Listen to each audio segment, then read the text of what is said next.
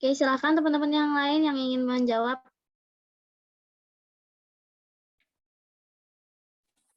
Baik, saya akan melanjutkan jawaban yang tadi yang sempat terputus.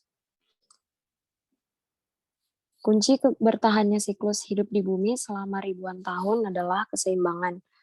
Dalam ilmu ekologi ada teori homeostatis. Teori ini berpandangan bahwa bumi memiliki cara untuk memulihkan dirinya sendiri. Banjir alami adalah cara bumi mengembalikan keseimbangan debit air dan daerah serapannya. Dan ketika hal ini terjadi, ada yang sampai mengeliminasi manusia. Dan ketika hal tersebut terjadi seperti itu, manusia cenderung menyalahkan alam, bahkan menyalahkan Sang Pencipta. Maka sebaiknya manusia menciptakan teori homeostatisnya sendiri untuk menjaga keseimbangan bumi dan juga populasi manusia dan dapat membantu pemulihan tatanan alam semesta. Sudah. Kepada Nurul Aulia, apakah jawabannya sudah cukup?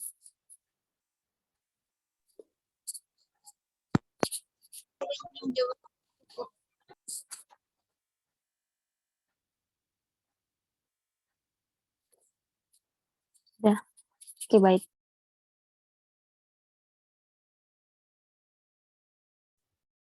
Ya, baik. Selanjutnya saya akan menjawab pertanyaan dari Nurul Khofifah dari PGSDC.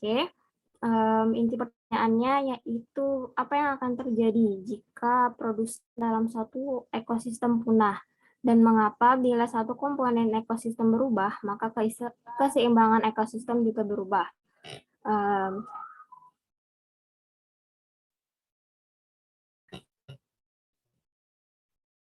Ya, jadi yang akan terjadi bila produsen punah, maka tidak ada sumber makanan bagi organisme lain yang menjadi konsumen primer. Permasalahan ini akan menyebabkan berkurangnya jumlah konsumen yang dapat berakibatkan kepunahan bagi organisme lain. Nah, kepunahan produsen dalam suatu rantai makanan akan berdampak terganggunya ekosistem akibat ketidakseimbangannya populasi pada komponen rantai makanan. Punahnya produsen ini akan diikuti pula dengan kepunahan konsumen tingkat 1 dan selanjutnya diikuti dengan kepunahan konsumen tingkat 2 dan seterusnya. Sebaliknya, lonjakan populasi suatu komponen rantai makanan akan dengan cepat menyusutkan populasi makanannya atau konsumen tingkat sebelumnya. Jika makanannya habis, populasi komponen rantai makanan tersebut juga akan berkurang atau bahkan punah apabila tidak mendapat sumber makanan lain dalam jumlah yang cukup. Ya, bagaimana Nurul Khofifah? Apakah bisa dipahami? Iya. Ya, baik. Selanjutnya, saya serahkan ke Ayu untuk menjawab. Baik, saya akan menjawab pertanyaan dari Silvianti Dwi Anggraini. Pertanyaannya,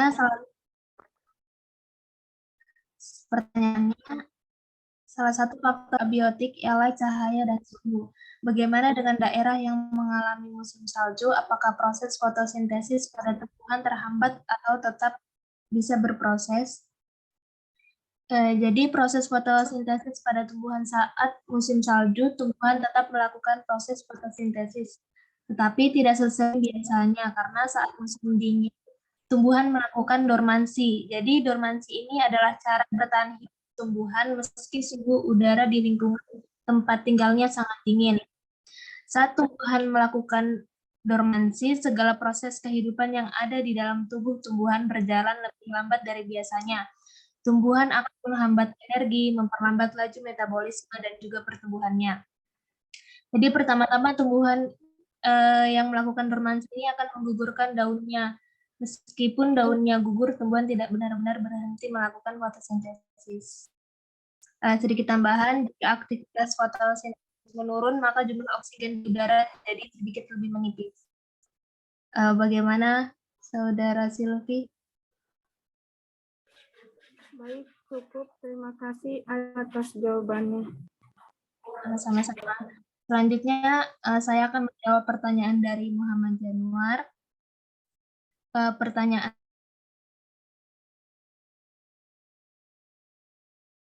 mengeluarkan abu vulkanik yang dimana dapat membuat tanaman menjadi mati dan berdampak pada kualitas kesuburan tanah. Mengapa hal itu dapat terjadi? Jadi, abu vulkanik akan memberikan dampak yang sangat positif bagi peningkatan produktivitas tanah. Saat kadar keasaman dari abu vulkanik telah dapat dinormalisasi melalui proses alamiah ataupun dengan bantuan manusia menggunakan dolomit atau pengapuran sebagai penetral, maka kandungan mineral yang tersimpan dalam abu vulkanik akan menjadi pupuk alamiah yang sangat baik untuk perkembangan tanaman pertanian. Didapatkan data kuantitatif atas kandungan mineral yang terkandung di dalam sampel abu vulkanik. Terdapat 4 mineral utama, yaitu terkandung di dalamnya antaranya besi, aluminium, magnesium, dan silika. Keempat mineral tersebut adalah zat hara yang dapat membantu menyuburkan tanah. Nah, pada tanaman ini, abu yang memenuhi sela batang dan daun tanaman mampu mematahkan cabang tanaman karena tidak mampu menahan berat beban abu. Nah, pada daun tanaman ini yang tertutup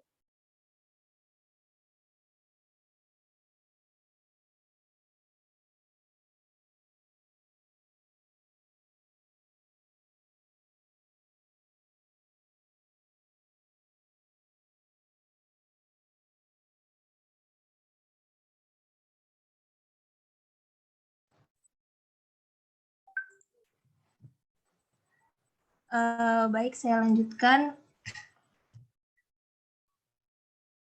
Pada daun tanaman ini, daun tanaman yang tertutup abu itu jelas berdampak buruk karena menutupi stomata daun.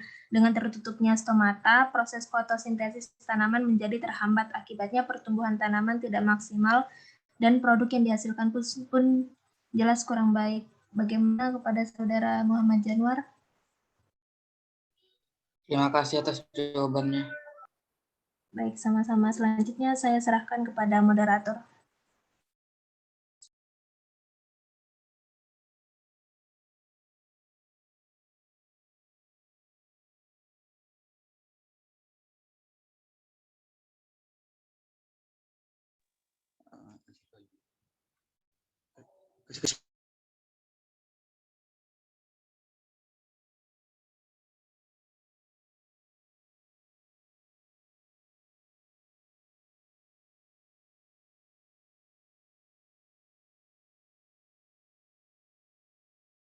Baik, karena semua pertanyaan dari teman-teman sudah terjawab semua, maka kami dari kelompok 11 mengucapkan mohon maaf jika dalam penyampaian terdapat kesalahan baik dari kata-kata maupun perbuatan. Kami ucapkan terima kasih juga kepada seluruh teman-teman yang sudah bertanya pada perkuliahan kali ini. Dan saya akhiri, wassalamualaikum warahmatullahi wabarakatuh. Waalaikumsalam warahmatullahi wabarakatuh.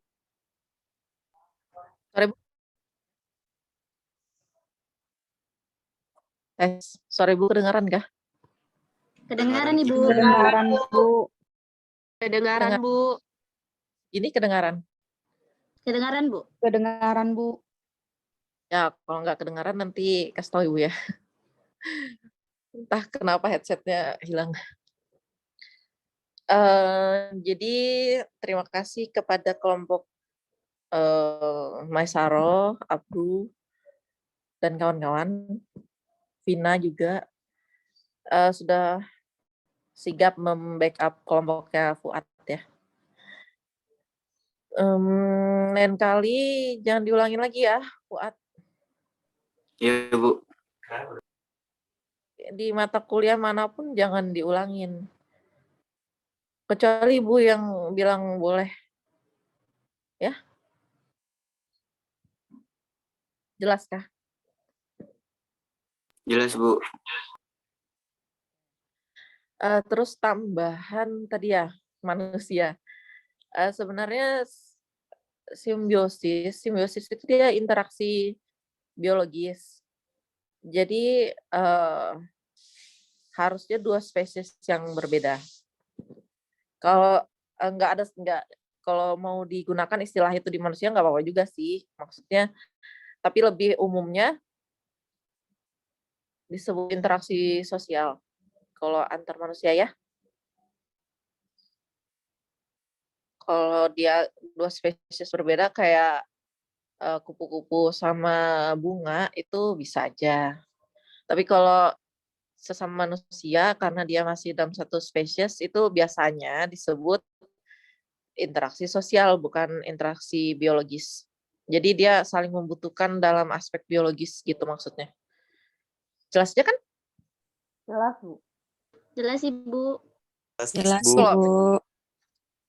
Misalnya ada temenmu misalnya dia nyontek, kamu nugas semalam suntuk dibilang parasitisme ya nggak apa-apa juga sih. Nggak masalah gitu, cuman ya wajarnya kayak gitu kalau simbiosis.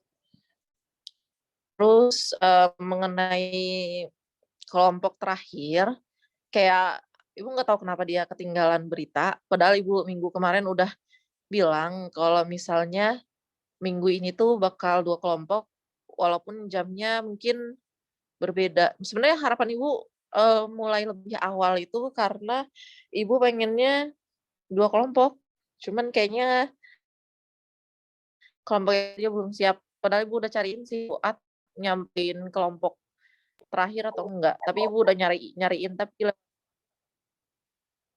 Fuad kan siapa sih namanya tadi? Iya, Bu. Udah, Bu. Sudah Tuh, disampaikan kok. yang rambutnya tadi tuh satunya. Yang rambutnya kayak orang bangun tidur itu loh. Andi Sarwani, Bu. Ah, Ya, Bu. itu kayaknya yang ngehubungin Ibu.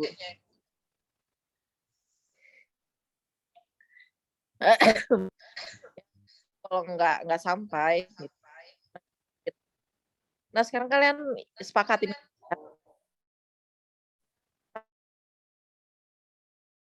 tapi harus mikir karena kan Ibu kalian sudah ya. Jelas. Mana sih Desi? Jelas, Bu. Desi kan yang maju. Iya, Bu.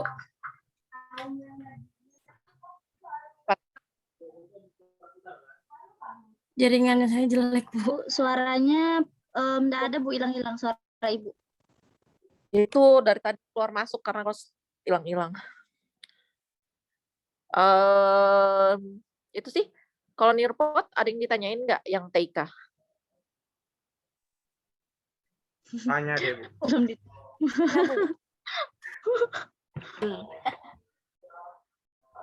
Eika, Bu, tanya, Bu. Jumat kan, Bu, terakhir.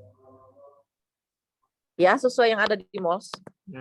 Itu bukan kita ngerjainnya individu. Terus yang kelompok kan ada kata-kata kelompok nah di Ibu di videonya itu, Bu. Maksudnya kita itu harus bikin kelompok juga Kak, Bu, di kelas biar jadi partisipan di pembelajaran kita Piajum itu. Iya, harus ada partisipannya. Jadi bikin minimal berapa, Bu? 4 ya, Bu. Ibu 5 kah, Bu, dengan gurunya, Bu? Iya, bebas. Kamu mau satu kelas support kamu nggak apa-apa juga jadi tim hore. Bu, yang dikumpul cuman hasil record Zoom-nya nggak, Bu? Enggak. Zoom. Link record Zoom yang udah diupload di YouTube aja, jangan di Drive. Jadi Bu langsung puter. Berarti kita upload di YouTube ya, Bu? Oke lah, Bu. Makasih, Bu. Yang laporan hasilnya itu, Bu? Bentuk putus-putus, Bu, suaranya, Bu. Kalinya. Putus-putus. Putus, Bu. Ibu lebih baik. Iya. Kalau apa? Masih, Bu. Putus-putus suara Ibu. Masih Suara Ibu putus-putus, Bu. Ini masih putus-putus. Putus-putus, Bu. Iya, Bu. Oh my God. Ini masih? Sudah. Ya, Jelasin. jadi kan hasilnya ekspor dalam bentuk PDF aja. Nanti dikumpul sekalian sama link YouTube-nya Nearpod record Zoom tadi. Baik, Bu. Ya, jelas ya? Jelas, Bu. Bu mau nanya lagi, Bu. Ya, Kan itu kan kalau misalnya kan itu kita kayak seakan-akan kita guru kan, misalnya kita masukin PPT, berarti kita jelasin semuanya PPT itu Kak Bu atau kayak cuma sekilas saja? ya kalau PPT-nya banyak ya jelasin. Ya PPT-nya jangan banyak-banyak kalau gitu, dikit-dikit aja pembahasannya. Ya 3 lembar, 5 lembar gitulah. Oke, Jangan banyak-banyak. Kan cuma action aja. Jadi kalian kalau masukin banyak ya jadi banyak. Kalau masukin sedikit ya jadi sedikit. Yang penting itu fitur Nearpod-nya banyak kepake.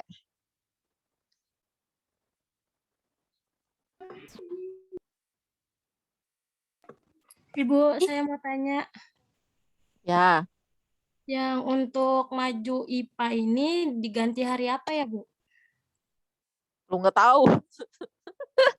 Tanya teman lu lah. Ibu kan cuma mengaminkan aja. Kalau Rabu malam gimana ya? Jangan Besok Rabu. Rabu malam berarti malam Kamis. Jangan Iya. malam. Boleh hari Jangan Jumat malam, enggak? Bu. Mau jalan. malam boleh. Ya, malam Jumat Jumat ada, Bu. juga. Malam Jumat Boleh enggak? Jumat atau kan Malam Jumat aja.